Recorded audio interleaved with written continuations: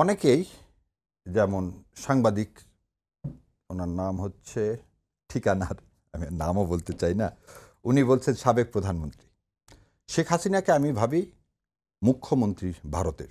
যে ভদ্রমহিলা বলতে পারে যে আমি যা দিয়েছি তা ইন্ডিয়া সারা জীবন মনে রাখবে, এটা কোনো স্বাধীন দেশের স্বাধীন নাগরিক স্বাধীন প্রধানমন্ত্রী বলতে পারে না।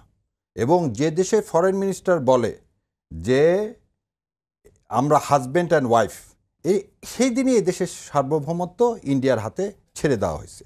সো এখান থেকে শেখ হাসিনা পালিয়ে যায়নি, আওয়ামী লীগ পালিয়ে গেছে। এবং এই যে গণহত্যার কথা বলা হচ্ছে, গণহত্যার সাথে যদি কেউ জড়িত থেকে থাকে বাংলাদেশের মহান স্বাধীনতার পরে এই দ্বিতীয় স্বাধীনতায়, সেটা হচ্ছে আওয়ামী লীগ, এবং তার জন্য তার বিচার হতে হবে। এবং আমাদের ভাই একটা কথা বললেন যে 40% ভোটার সবাই কি এই গণহত্যার সাথে জড়িত? 93,000 সৈনিক ধরা পড়েছিল পাকিস্তানের। 93,000 সৈনিকের প্রতিটার বিরুদ্ধে কিন্তু স্পেসিফিক কোনো এলিগেশন ছিল না, কিন্তু 93,000 সৈনিক পাকিস্তানি ছিল বলেই তাদের বিচারের সম্মুখীন করা হয়েছে। So Awami League as a দল হিসাবে বিচারের সম্মুখীন হচ্ছে। সো তাদের বিচার না হওয়া পর্যন্ত আওয়ামী লীগের এদেশে রাজনীতি করার ক্ষমতা থাকার কথা না। যদি একটু বলেন, আমি বলে দিচ্ছি, এটা অ্যান্সারটা দিয়ে দিই।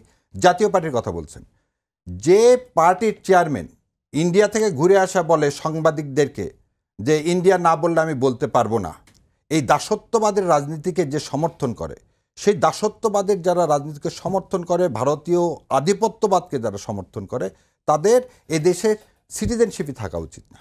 সো আমার মনে হয় জাতীয় পার্টি, আওয়ামী লীগ এবং 14 দল সম্পর্কে কেন তারা রাজনীতিতে অংশগ্রহণ করা উচিত না এবং কেন তারা নির্বাচনে অংশগ্রহণ উচিত না, এটা আমি বোঝাতে সক্ষম হয়েছি।